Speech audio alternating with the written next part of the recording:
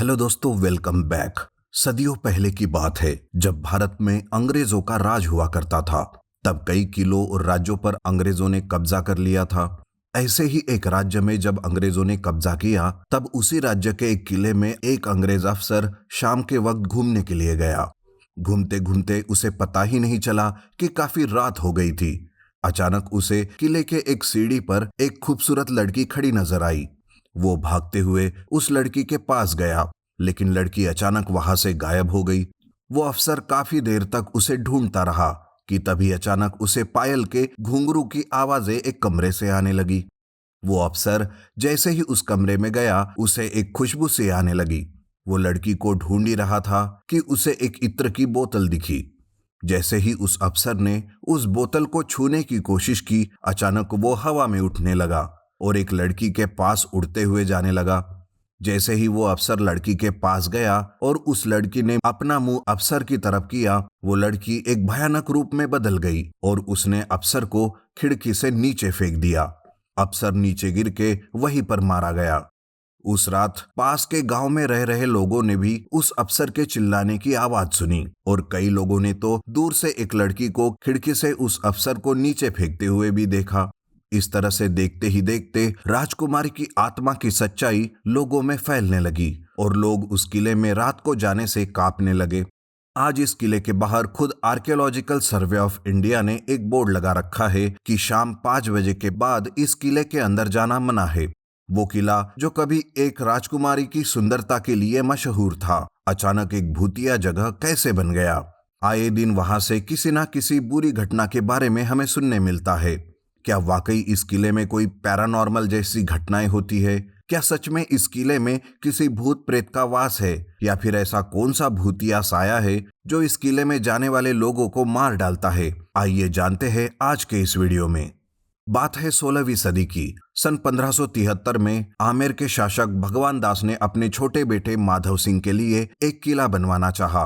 किले के पास ही एक साधु रहते थे जिनका नाम वालुनाथ था। वो अपनी छोटी सी कुटिया में रोज तपस्या किया करते थे। जब साधु महाराज को पता चला कि राजा एक भव्य किले का निर्माण करवा रहा है, तब साधु ने महाराज को बुलाकर बताया कि किला इतना ही ऊंचा बनाओ जहां से सूरज की किरणें मुझ तक पहुंचे, ना कि उतना ऊंचा कि किले की छांव मुझ पर पड़े। अब उन दिनों ऐसे साधु संतों का समाज में राजा तो क्या, आम प्रजा भी बहुत आदर सत्कार किया करते थे। तो राजा ने भी उनकी बात को मना नहीं किया और किले की ऊंचाई उतनी ही रखी जितनी साधु महाराज ने बताई। कुछ ही सालों में बनकर तैयार हुआ ये किला बहुत ही खुशहाल था। लोग भी इस किले के अंदर और बाहर की तरफ बड़ी ही खुशी से रहने लगे थे।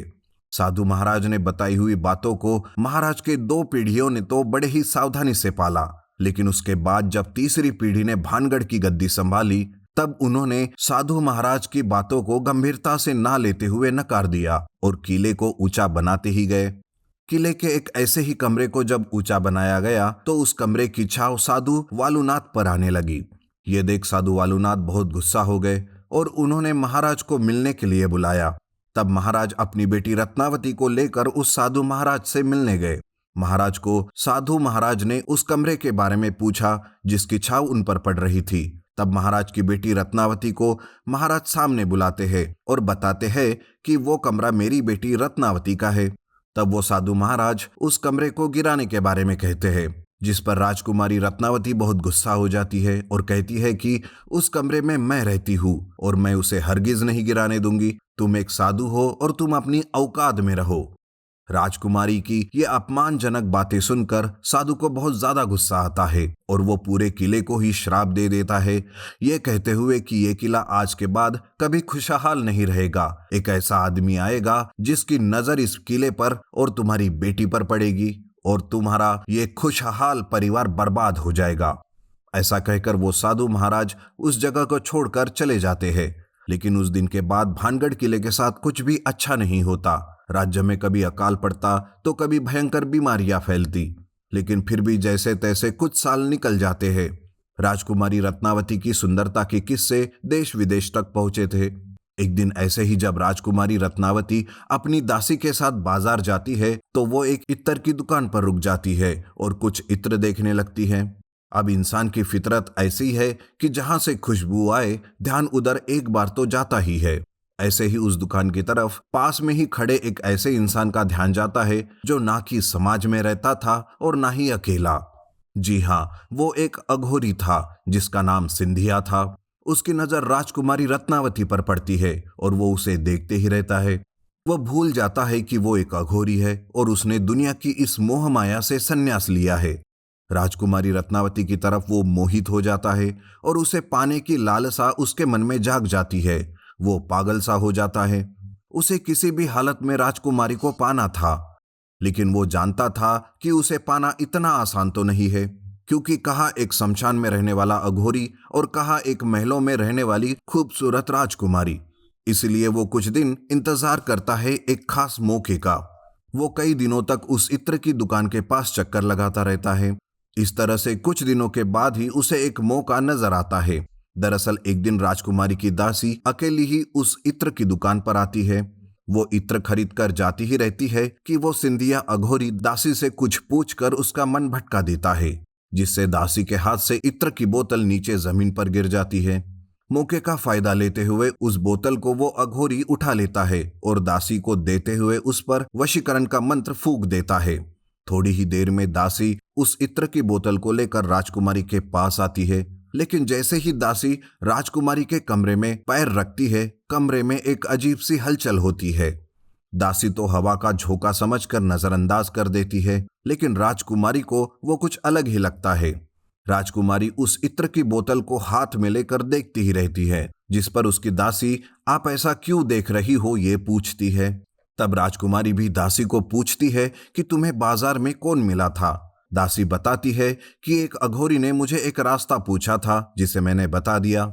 ये सुनते ही राजकुमारी समझ जाती है कि जरूर अघोरी ने बोतल पर कुछ तंत्र मंत्र किया है। वो तुरंत महल के खिड़की के पास आती है और वहां से उस इत्र की बोतल को बाहर एक बड़े से पत्थर पर फेंक देती है। इत्र की बोतल टूट जाती है और सारा इत्र जिस पर अघोरी ने तंत्र मंत्र किया था वो पत्थर पर फैल जाता है। उस इत्र पर अघोरी ने राजकुमारी को वश में करने का मंत्र भारित कर डाला था, लेकिन अब वो राजकुमारी पर लगे उससे पहले उस पत्थर पर लग गया था, और जिस वजह से वो पत्थर लुढ़कते हुए उसी अघोरी के पास आकर रुकता है।